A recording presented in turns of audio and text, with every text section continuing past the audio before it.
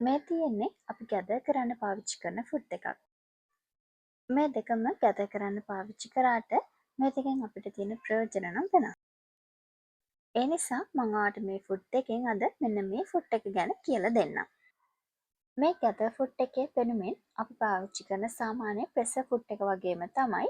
හැබැයි මේ පිටිපස්සෙන් චුටි ඇණයක් වගේ තියෙනවා ඔයාලට පේනවා. මෙන්න මේ ඇණය තද කර ගැනීම සහ බුරුල් කර ගැනීමෙන් තමයි අපේ ගැද එකේ රැලි අඩු සහ වැඩි කරගන්නේ. එහෙනම් අපි දැන් බලමු කොහොමද මේකෙන් මහගන්නේ කියලා.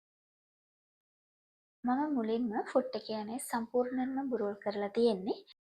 එතකොට අපිට මේකෙන් සාමාන්‍ය ප්‍රෙෂර් ෆුඩ් එකක් විදිහටම normal stitch එක මහගෙන යන්න පුළුවන්. එතකොට මෙන්න මේ වගේ සාමාන්‍ය වැහමක් තමයි මෙහෙන්නේ. දැන් මම මේ ෆුඩ් එකේ ඇනේ පොඩ්ඩක් තද කරනවා.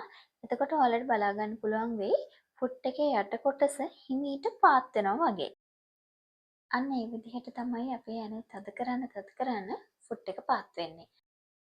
දැන් මම ටික ටික ඇනේ තද කරගෙන මේ විදිහට සම්පූර්ණ රෙදි කෑල්ල මහගෙන පෙන්නන්නම්. ඔන්න දැන් ඔයාලට පේනවා අපි ඇනේ තද වැඩි කරන්න තමයි මේ රැලි ටික එක ළඟ වදින්නේ. ඔයාට වැඩි රැලි ප්‍රමාණයක් රෙදි කොටසකින් ගන්න ඕන නම් ඔයා මේ ඇනේ සම්පූර්ණයෙන් තද කරලා ගැද කරගන්න ඕනේ. ඔන්න දැන් ඔයාලට හොඳින් බලා ගන්න පුළුවන් අපි සම්පූර්ණයෙන්ම ඇනේ බුරුල් කරලා තමයි මුලින් ඉඳන් මහගෙන ගියේ. ඒ ඇනේ තද කරන්න තමයි අපිට වැඩිපුර රැලි ලැබිලා තියෙන්නේ. ඔන්න ඔය විදිහට ඔයාට රැලි අවශ්‍ය ප්‍රමාණයට මේ ඇණය තද සහ බුරුල් කර ගනිමින් ඔයාගේ ඇඳුම් වලට අවශ්‍ය ගැදරින් ටික සකස් කරගන්න පුළුවන්. ඒ වගේම තමයි ඔයා මතක තියාගන්න ඕනේ මේ විදිහට ගැද කරන්න පටන් ගන්න කලින් නූල් පරතරය අතර දුර වැඩි කරලා නූල් ටෙන්ෂන් එකත් තරමක් වැඩි කරන්න. ගොඩක් වැඩි කරන්න එපා.